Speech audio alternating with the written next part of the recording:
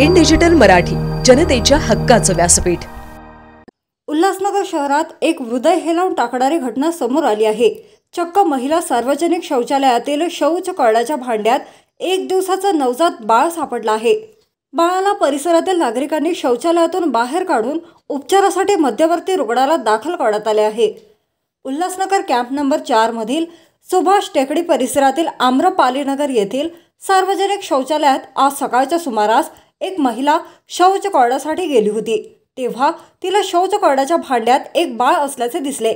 तेव्हा ती घाबरून शौचालयाच्या बाहेर आली आणि परिसरातील नागरिकांना याबाबत माहिती दिली। त्यानंतर परिसरातील नागरिकांनी बाळाला शौचालयातून बाहेर काढून उपचारासाठी मध्यवर्ती रुग्णालयात दाखल केले आहे। या घटनेची माहिती मिळताच मध्यवर्ती शासकीय रुग्णालयाचे अधीक्षक डॉक्टर मनोहर बनसोडे यांच्या मार्गदर्शनाखाली बालरोग तज्ज्ञ डॉक्टर वसंतराव मोरे यांनी तात्काळ नवजात बाळावर उपचार सुरू केले आहेत। रुग्णालयात दाखल करण्यात आलेले हे बाळ स्त्री जातींचे असून त्याचे वजन 2 किलो 130 ग्रॅम आहे। बाळ रुग्णालयात आणले तेव्हा बाळाची नाळ बांधलेली नव्हती, तसेच त्याचे शरीर पूर्णतः थंड पडले होते। मात्र तात्काळ उपचार सुरू केल्याने आता बाळाची प्रकृती ठीक असल्याची माहिती डॉक्टर वसंतराव मोरे यांनी दिली आहे। या घटनेची माहिती विठ्ठलवाडी पोलीस ठाण्याला मिळताच त्यांनी घटनास्थळी धाव घेत पंचनामा केला असून आरोपीचा शोध सुरू केला आहे।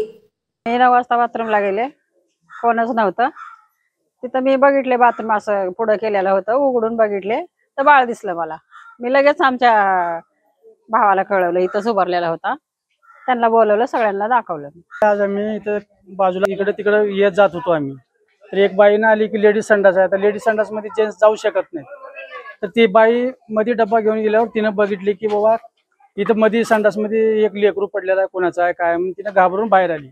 बाहेर आल्यावर दुकानाच्या समोर तिनं असं गावळ केल्यावर सगळे लोक जमा झाले की मग बाया कोणाचा आहे कोणाचा आहे कोणाचा आहे म्हणून असं गावळ केले।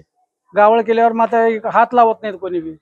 मग हात लावायला मध्ये जाऊन म्हटलं मग काढून देऊ कुणाला, तर बाया म्हटले की काढा आणि आमच्या हातात द्या, आम्ही दवाखान्यात घेऊन जातोय, नाही तर पोलीस स्टेशनला जातोय।